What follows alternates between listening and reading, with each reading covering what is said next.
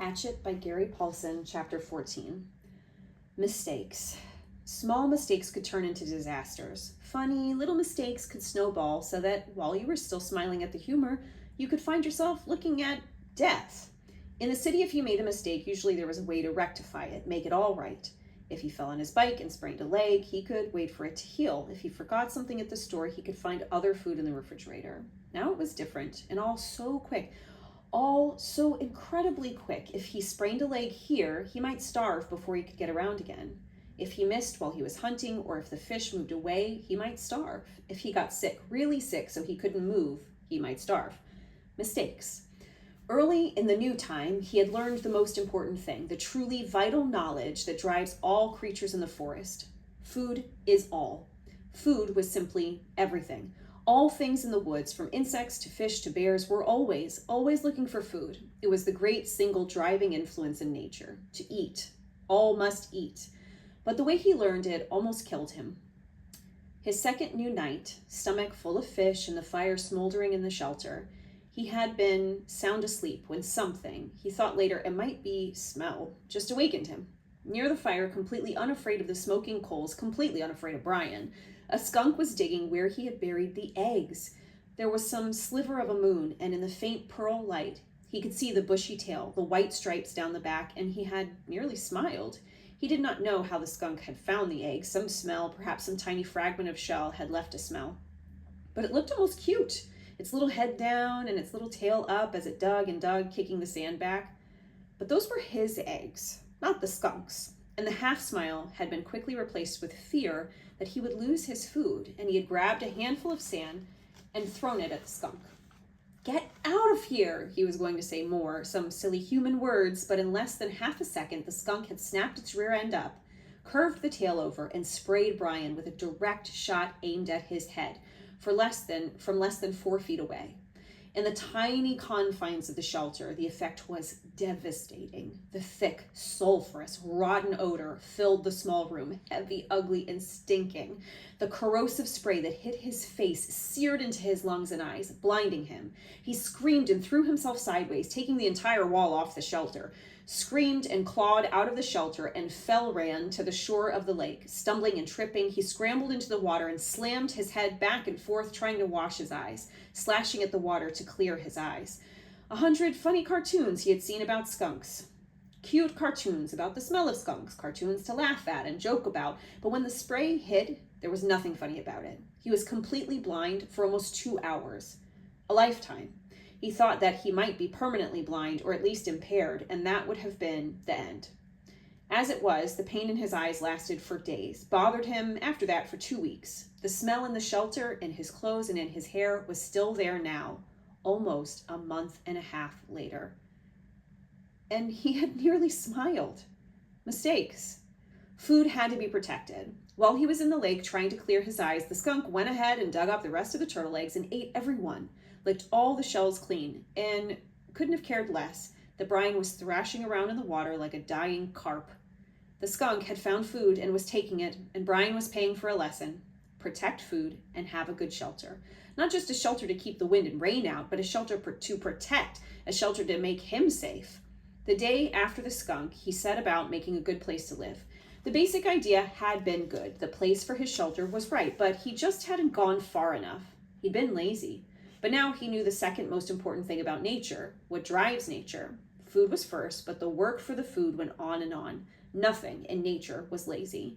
He had tried to take a shortcut and paid for it with his turtle eggs, which he had come to like more than chicken eggs from the store. They had been fuller somehow, had more depth to them. Ugh. He set about improving his shelter by tearing it down. From dead pines up the hill, he brought down heavier logs and fastened several of them across the opening, wedging them at the top and burying the bottoms in the sand. Then he wove long branches in through them to make a truly tight wall, and still not satisfied, he took even thinner branches and wove those into the first weave. When he was at last finished, he could not find a place to put his fist through. It all held together like a very stiff woven basket. He judged the door opening to be the weakest spot, and here he took special time to weave a door of willows in so tight a mesh that no matter how a skunk tried, or porcupine, he thought, looking at the marks in his leg, it could not possibly get through. He had no hinges, but arranging some cut off limbs at the top in the right way, he had a method to hook the door in place. And when he was in and the door was hung, he felt relatively safe. A bear, something big, could still get in by tearing at it, but nothing small could bother him, and the weave of the structure still allowed the smoke to filter up through the top and out. All in all, it took him 3 days to make the shelter, stopping to shoot fish and eat as he went, bathing 4 times a day to try and get the smell from the skunk to leave. When his house was finally done right, he turned to the constant problem: food. It was all right to hunt and eat, or fish and eat, but what happened if he had to go a long time without food? What happened when the berries were gone and he got sick or hurt, or, thinking of the skunk, laid up temporarily? He needed a way to store food, a place to store it, and he needed food to store. Mistakes. He tried to learn from the mistakes. He couldn't bury food again, couldn't leave it in the shelter, because something like a bear could get at it right away. It had to be high, somehow, high and safe. Above the door to the shelter, up the rock face about 10 feet, was a small ledge that could make a natural storage place, unreachable to animals, except that it was unreachable to him as well. A ladder, of course. He needed a ladder, but he had no way to fashion one, nothing to hold the steps on, and that stopped him until he found a dead pine with many small branches still sticking out. Using his hatchet, he chopped the branches off so they stuck out 4 or 5 inches, all up along the log. Then he cut the log off about 10 feet long and dragged it down to his shelter. It was a little heavy, but dry, and he could manage it. And when he propped it up, he found he could climb to the ledge with ease, though the tree did roll from side to side a bit as he climbed. His food shelf, as he thought of it, had been covered with bird manure, and he carefully scraped it clean with sticks. He had never seen birds there, but that was probably because the smoke from his fire went up right across the opening, and they didn't like smoke. Still, he had learned, and he took time to weave a snug door for the small opening with green willows, cutting it so it jammed in tightly. And when he finished, he stood back and looked at the rock face, his shelter below, the food shelf above, and allowed a small bit of pride to come. Not bad, he had thought, not bad for somebody who used to have trouble greasing the bearings on his bicycle. Not bad at all. Mistakes. He had made a good shelter and food shelf, but he had no food except for fish, and the last of the berries. And the fish, as good as they still tasted then, were not something he could store. His mother had left some salmon out by mistake one time when they went on an overnight trip to Cape Hesper to visit relatives, and when they got back, the smell filled the whole house. There was no way to store fish, at least he thought, no way to store them dead. But as he looked at the weave of his structure, a thought came to him, and he moved down to the water. He had been putting the waste from the fish back in the water, and the food had attracted hundreds of new ones. I wonder. They seemed to come easily to the food, at least the small ones. He had no trouble now shooting them, and had even speared one with his old fish spear now that he knew to aim low. He could dangle something in his fingers, and they came right up to it. It might be possible, he thought, might just be possible to trap them, make some kind of pond. To his right, at the base of the rock bluff, there were piles of smaller rocks that had fallen from the main chunk, splinters and hunks from double fist size to some as large as his head.